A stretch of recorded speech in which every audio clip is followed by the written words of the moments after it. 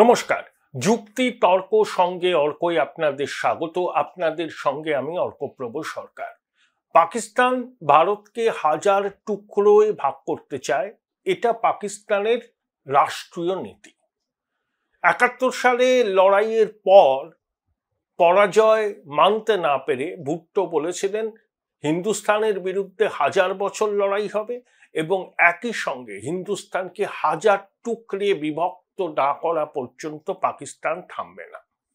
এখনো পর্যন্ত ভারত পাকিস্তানের যে কটা যুদ্ধ হয়েছে সবকটা যুদ্ধেই পাকিস্তানকে পরাজয় মেনে নিতে হয়েছে এবং অপারেশন সিন্দুর সেটাও কার্যত পাকিস্তানের পরাজয়। কারণ শুধুমাত্র পাক অধিকৃত কাশ্মীর নয়, ডিপ ইনসাইড পাকিস্তানে ঢুকে ভারত লস্কর জৈশে মোহাম্মদের জঙ্গি ঘাঁটি ভেঙে গুড়িয়ে দিয়েছে। 100 জন জঙ্গি নিহত হয়েছেন ভারতীয় বাহিনীর ক্ষেপণাস্ত্র হামলায় এবং 35 থেকে 40 জন পাক সেনা নিহত হয়েছে। ভারতের পক্ষে ক্ষয়ক্ষতি সামান্য হয়েছে, 5 জন জওয়ান মারা গেছেন, কিন্তু জম্মু সীমান্তে পাক সেনাবাহিনীর লাগাতার গুলি বর্ষণ, শেল বর্ষণে নিরীহ কাশ্মীরিদের মৃত্যু হয়েছে।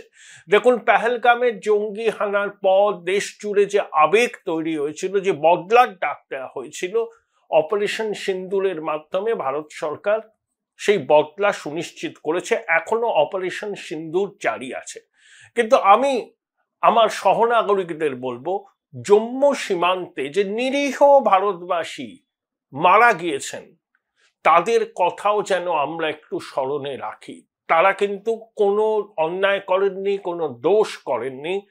পাক বাহিনীর নির্বিচার গুলি বর্ষণে সীমান্তে যে সমস্ত মানুষ বাস করে ভারত পাকিস্তান সীমান্তে জম্মুর, তারা কিন্তু নিহত হয়েছেন, তারাও কিন্তু শহীদ। আমাদের তাদের বিষয়টাও মাথায় রাখতে হবে। পেহেলগামের বেছে বেছে হিন্দু নিধন নিন্দার যেমন ভাষা নেই, জম্মু সীমান্তে নিরীহ কাশ্মীরবাসীদের উপর পাক বাহিনী যেভাবে হত্যালীলা চালিয়েছে তারও কিন্তু নিন্দার কোনো ভাষা নেই।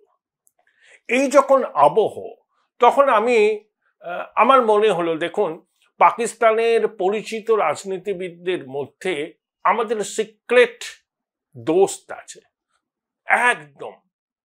তিনি কিন্তু ভারতের বন্ধু, পাকিস্তানি রাজনীতিবিদ। তার কথাবার্তা শুনলে মনে হবে তিনি প্রতিনিয়ত ভারতকে হুমকি দিচ্ছেন, দেখে নেওয়ার কথা বলছেন, পারমাণবিক যুদ্ধের কথা বলছেন।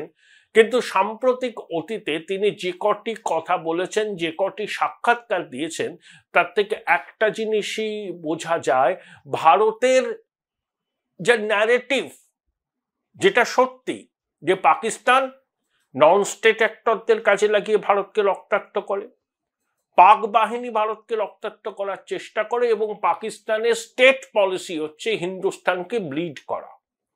সেটাকেই কার্যত সিলমোহর দিলেন পাকিস্তানের এক প্রবীণ রাজনীতিবিদ, যিনি শিয়ালকোট থেকে দীর্ঘ 3 দশকেরও বেশি সময় পাকিস্তান সেনেটে নির্বাচিত।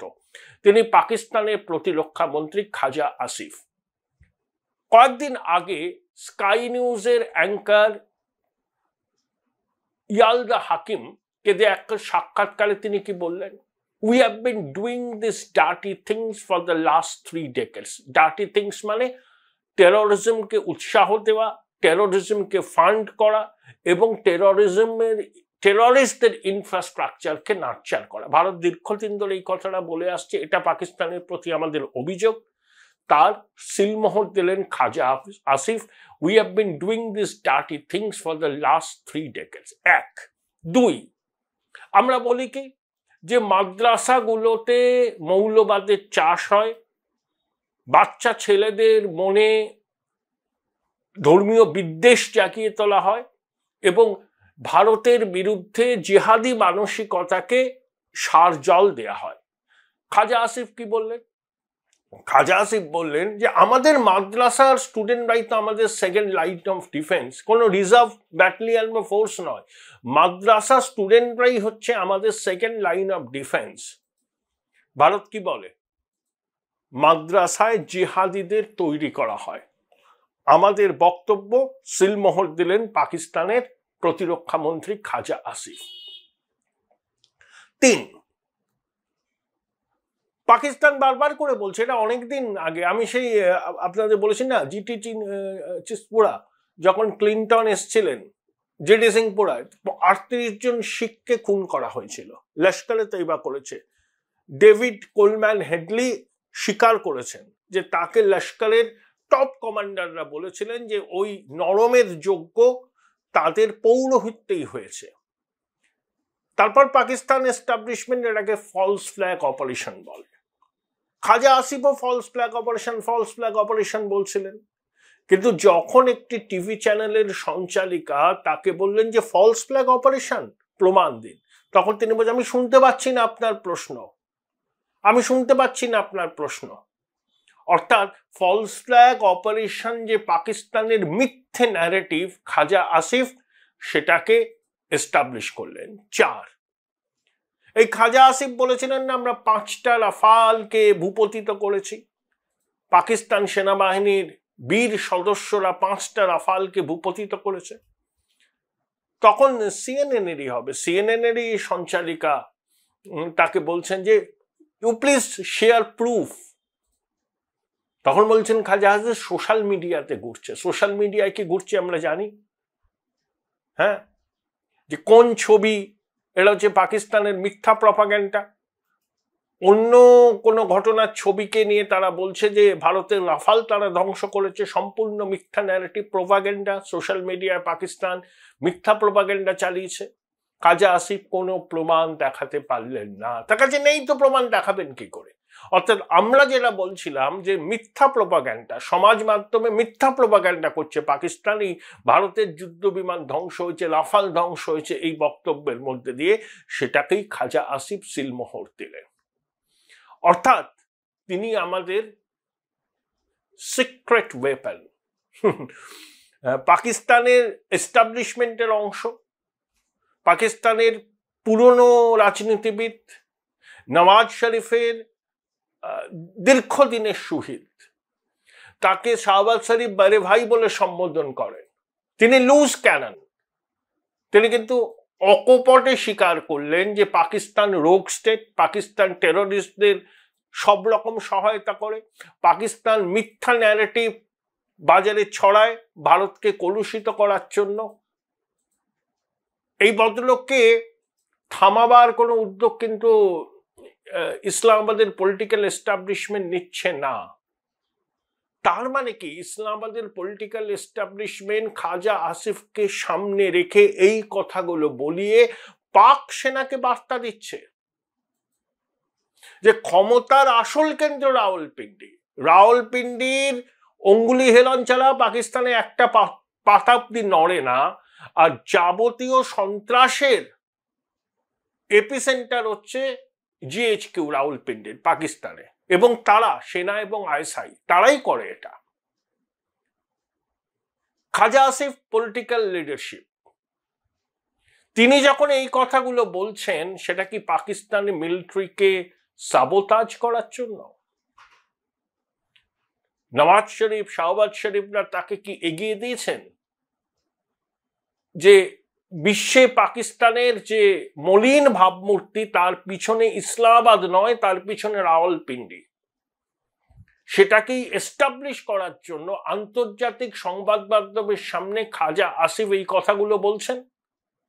এবং পাকিস্তান সেনেটে অনেকে দেখছি তারা প্রকাশ্যে সরব হচ্ছেন খাজা আসিফের ভূমিকা নিয়ে। একজন মহিলা সেনেটর বললেন যে ইংরেজি যদি জানেন না তাহলে আন্তর্জাতিক সংবাদ মাধ্যমের সামনে হাজির হয়ে দেশকে এরকম বদনাম করেন কেন? Join Indian Institute of Hotel Management now. Right choice, right decision. কিন্তু খাজা আসিফ তো থামছেন না, তার পিছনে মদত আছে। মদত হচ্ছে ইসলামাবাদের পলিটিক্যাল লিডারশিপে, যারা রাওয়ালপিন্ডির অত্যাচারে কার্যত দিশেহারা। দেখুন, নওয়াজ শরীফ, শাহবাজ শরীফের দাদা, ভারতের সঙ্গে সুসম্পর্ক চেয়েছিলেন। যখন অটলজি বাস নিয়ে গেলেন লাহোরে, মুশারফ কারগিল ঘটিয়ে দিলেন। যখন পাঠানকোটে জঙ্গি হামলা হলো 2016 2রা জানুয়ারি, তাহলে এক সপ্তাহ আগে প্রধানমন্ত্রী নরেন্দ্র মোদী লাহোরে গিয়ে নওয়াজ শরীফকে জন্মদিনের শুভেচ্ছা জানালেন, তার নাতনির বিয়েতে রইলেন। 7 দিনের মধ্যে ঘটনা ঘটালো পাঠানকোটে আইএসআই এর মদতে পাক জঙ্গিরা। নওয়াজ শরীফ তদন্তের প্রতিশ্রুতি দিয়েছিলেন, আইএসআই এর টিম এসেছিল, পাকিস্তানে এফআইআর করা হলো, তদন্ত এগোচ্ছিল। আইএসআই এর টিম 27 থেকে 31 মার্চ ভারতে ছিল, পাঠানকোটে সাইট ভিজিট তারা করে, যদিও লিমিটেড। নওয়াজ শরীফ 2016 জুলাই অগস্ট মাসে ডন পত্রিকায়, সেটা ডন লিগ বলা হয়, খবর প্রকাশিত হয়েছিল। আর্মি এস্টাবলিশমেন্টকে নওয়াজ শরীফ পরিষ্কার বলে দিয়েছেন যে পূর্ণাঙ্গ সঠিক তদন্ত রিপোর্ট সামনে আনতে হবে, যদি না আনেন you have to face the consequences. অর্থাৎ সেনাকে চরমপত্র দিয়েছিল ইসলামাবাদের পলিটিক্যাল নেতৃত্ব, সেটা রাওয়ালপিন্ডি মানেনি। তারপর তদন্তের গতি থেমে যায়, এগোয় না তদন্ত, এবং নওয়াজ শরীফকে পরের বছর, তার যখন 4 বছর পূর্ণ হচ্ছে ক্ষমতার, হি was unceremoniously removed. Sadiq and আমিন বলে পাকিস্তানে একটা আইন আছে, ট্রুথফুলনেস এবং ট্রাস্টওয়ার্দিনেস, এই দুটোকে ভীষণ গুরুত্ব দেওয়া হয়। নওয়াজ শরীফ নাকি এই দুটোকে ভায়োলেট করেছিলেন, সেই জন্য he was unceremoniously removed by the establishments army. পাকিস্তানে কোনো civilian government full term continue করতে পারেনি,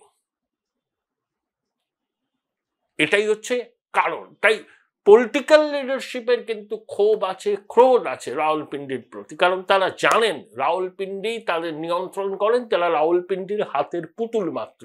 সেই জন্যই পাকিস্তানের প্রতিরক্ষা মন্ত্রীকে নামিয়েছে শাহবাজ শরীফের সরকার, যে তুমি এইসব কথাগুলো বলো, সত্যিটা বলো, তাতে ভারতের ন্যারেটিভ শক্তিশালী হয়, হোক, কিন্তু রাওয়ালপিন্ডির মুখে গালে আমরা চর মারতে চাই 82 শিক্ষার থাপ্পড়। দেখুন, খোয়াজা আসিফ যে কথাটা বলেছেন সেগুলো আন্তর্জাতিক সংবাদ মাধ্যমে বলেছেন, সেগুলো সব আর্কাইভ হয়ে গেছে, চিরকাল থাকবে তার বক্তব্যগুলো, এবং সেটা ভারতের যে অভিযোগ, সেই অভিযোগের প্রমাণ।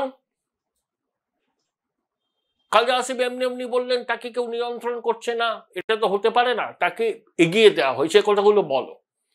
সমালোচনা হবে পাকিস্তানের মধ্যে, আর্মি চিরবির করে জ্বলবে, কিন্তু একটা সময় আসে যখন আর্মির এই ব্যাকডোর পলিটিক্স, ক্যাবেল পলিটিক্স, ক্ষমতার হ্রাস, নিজেদের হাতে রাখা, সিভিলিয়ান গভর্নমেন্টকে হাতের পুতুল হিসাবে ট্রিট করা, এগুলোকে এক্সপোজ করে দেওয়ার একটা দায় বোধহয় পাকিস্তানের সিভিলিয়ান গভর্নমেন্টের সামনে আছে।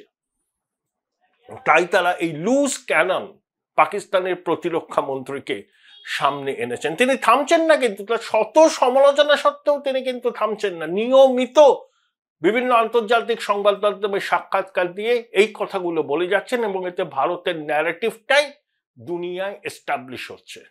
তাই বললাম তিনি হচ্ছেন আমাদের মিত্র, বলতে পারেন সিক্রেট ওয়েপন।